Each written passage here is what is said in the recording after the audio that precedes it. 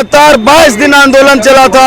माननीय प्रदेश अध्यक्ष सिद्धार्थ कश्यप जी और विनेता जी के नेतृत्व में हम लोग ने प्रण किया था, जब तक आप नोटिफिकेशन नहीं देंगे हम लोग धरना स्थल पर से नहीं। अगर सरकार नहीं सुनती है तो हम अपने जो है इस धरने को और आगे रोक देंगे।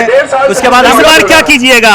22 दिन के बाद उठ के चल जाइएगा पिछली बार की तरह कि लेके जाना है? देखिए, इस बार विज्ञप्ति लेकर के जाना है। अगर शिक्षा मंत्री इस धरने से नहीं सुनती है तो हम लोग आत्महत्या भी करने को तैयार है, क्योंकि हम लोग जिस तरह से पढ़ाई में मेहनत किए हैं और सीटेट पास किए हैं, उस दर्द को हमने समझा है। नमस्कार, मैं अंतोष कुमार और आप देख रहे हैं देश बिहार। लगातार सीटेट पीटेट अभ्यर्थी आंदोलन कर रहे हैं। आंदोलन क्यों कर रहे हैं? क्योंकि सरकार ने लिखित रूप में आश्वासन दिया था कि लास्ट जुलाई तक हम लोग नोटिफिकेशन लाएंगे। हमारे साथ लखीसराय के अभ्यर्थी हैं संगम जी। लगातार पिछली बार भी आंदोलन में रीढ़ की हड्डी बने हुए थे। हमारे गृह क्षेत्र लखीसराय से आते हैं, लगातार लखीसराय का नेतृत्व करते हैं। आइए संगम जी से पूछते हैं आखिर क्यों इन्हें फिर से आंदोलन करना पड़ा, जबकि पिछली बार आंदोलन से इन्होंने सरकार से लिखित रूप से आश्वासन लिया था कि लास्ट जुलाई तक हम लोग नोटिफिकेशन लेकर जाएंगे। संगम जी, आखिर क्या हुआ जो आप लोगों को फिर से धरना स्थल पर बैठना पड़ गया? ये बहुत दुर्भाग्य की बात है कि सरकार हम लोग को बार बार आंदोलन के लिए विवश है। पिछले लगातार 3-4 साल से हम लोग रोड पर भटक रहे हैं। इसी में से कुछ दिन पहले लगातार 22 दिन आंदोलन चला था। माननीय प्रदेश अध्यक्ष सिद्धार्थ कश्यप जी और विनेता जी के नेतृत्व में हम लोग ने प्रण किया था, जब तक आप नोटिफिकेशन नहीं देंगे हम लोग धरना स्थल पर से नहीं उठेंगे। फिर हमारी मांग के सामने शिक्षा विभाग झुकी और उन्होंने एक लिखित आश्वासन शेड्यूल जारी किया और उन्होंने कहा कि जुलाई के अंतिम सप्ताह में हम जो है आपका विज्ञप्ति जारी करेंगे। हम लोग जुलाई तक इंतजार किए, जुलाई बीत जाता है लेकिन फिर मिल जाती है एक नई तारीख। आखिर शिक्षा मंत्री क्या चाहते हैं? हम लोग क्या करें? आप लोग हम लोग को इस तरह से मरने के लिए छोड़ दिए हैं, लेकिन हम लोग भी अब विज्ञप्ति या तो हम लोग को मौत दो या तो विज्ञप्ति दो। अच्छा, तारीख पर तारीख शिक्षा मंत्री आखिर करना क्या चाहते हैं आप लोगों के साथ? आप ही बताइए ना। जब जुलाई आ जाता है कहते हैं छठा चरण समाप्त जब तक नहीं होगा तब तक 7वां चरण नहीं देंगे। आप बताइए, हमारा देश का इतना बड़ा संविधान 11 महीना 18 दिन में बन करके तैयार हो गया। पूरी तरह से एक एक धारा का निदान है, एक समस्या का निदान है, और आपका छठा चरण जो प्रक्रिया अभी तक खत्म नहीं हुआ। 3-4 साल हो गया है, अभी तक छठा चरण प्रक्रिया समाप्त नहीं हुआ। शर्म आनी चाहिए आपको। न जाने कितना शिक्षा मंत्री चेंज हो गए, अच्छा, ये बताइए, प्रमुख सचिव चेंज हो गए, लेकिन शिक्षा मंत्री अभी तक जुमला फेंकते रहे हैं। जब तक न छठा चरण समाप्त होने के नाम लेता न ही आता 7वां चरण। आप लोग गए थे नेता प्रतिपक्ष तेजस्वी यादव से मिलने, कल शाम में क्या कुछ हुआ? हम लोग दुखचल हैं। अब तो सहारा विपक्ष के नेता पर न रहेगा, तो हम कल गए तेजस्वी जी से मिलने के लिए।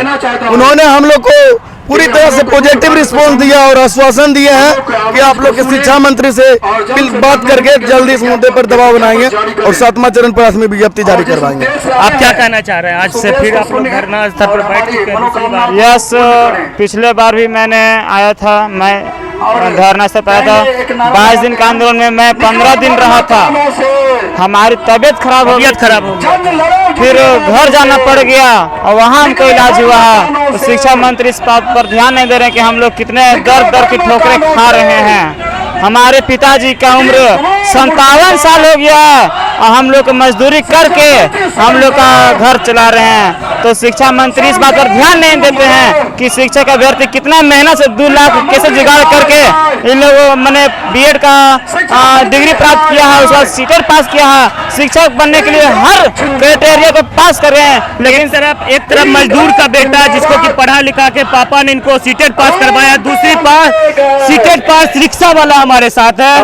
तो बताइए इन्होंने किस तरह से कितने कष्ट से रिक्शा चला के सीटेट किया, उसके बाद फिर गर्दनीबाग में लगातार 3 साल से ये लोग आंदोलन कर रहे हैं। बताइए आप कहाँ से आए? जी, सबसे पहले मैं आपका चैनल को धन्यवाद देता हूं कि हमारी आवाज़ को आप उठाने का काम कर रहे हैं। हम बेगूसराय डिस्ट्रिक्ट से आए हैं सर। अभी हम हमारी डिस्ट्रिक्ट लखीसराय से हैं, ये बेगूसराय से। जी, अभी हम 4 महीने से रिक्शा चलाने का काम कर रहे हैं और 3 साल से हम इंतजार में हैं कि अब हमारी विज्ञप्ति आएगी 7वें चरण की और हम शिक्षक में बहाल हो जाएंगे। जब मेरा सर कोई सहारा नहीं बचा तो हम लास्ट में से रिक्शा चलाने का काम कर रहे हैं। जो अपने जो है पेट पालने का जो है जरिया होता है, हमने उस काम को किया है, लेकिन सरकार को ये समझ में नहीं आ रही है कि हम लोग को कब तक जो है 7वां चरण देने का काम कर रही है। और जब हम लोग मांग करते हैं तो वो बार बार यही कहते हैं कि अभी तक 6ठा चरण खत्म नहीं हुआ। आखिर हम आखिर उनके समझ में कब तक ये 6ठा चरण चलता रहेगा और कब तक हम 7वां चरण का इंतजार करते रहेंगे। पिछली बार ये सब लोग थे जी, हम लोग भी थे। संगम थे, ये थे विनीता बिजनी, सिद्धार्थ खच्चर, सभी लोगों ने 22 दिन का रिटेन रूप पे विभाग ने लिख के दिया। जब विभाग लिख के दे देता है, ट्वीट कर देता है, तो कहीं न कहीं अगर अपनी बातों पर वो कायम नहीं रहती तो विश्वसनीयता होती है विभाग में, उस पर तो विश्वसनीयता खत्म हो जाती है ना, क्योंकि हम उस पर अब कैसे विश्वास करें। अब हम लोग को आगे कदम बढ़ाना होगा। जब हमारे धरना से, शांतिपूर्ण धरना से अगर सरकार नहीं सुनती है तो हम अपने जो है इस धरने को और आगे रूप देंगे। उसके बाद इस बार क्या कीजिएगा?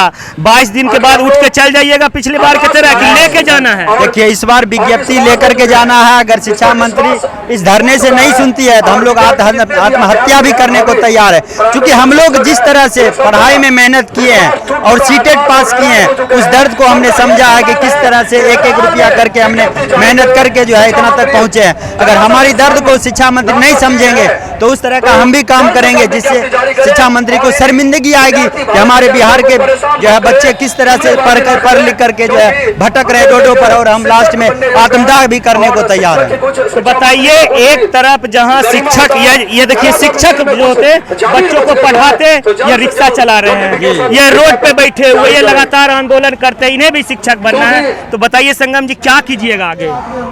हर एक कोशिश जो पूरी तरह से निकम्मापन का साजिश चल रही है उसको नाकाम करके ही जाएंगे। बताइए।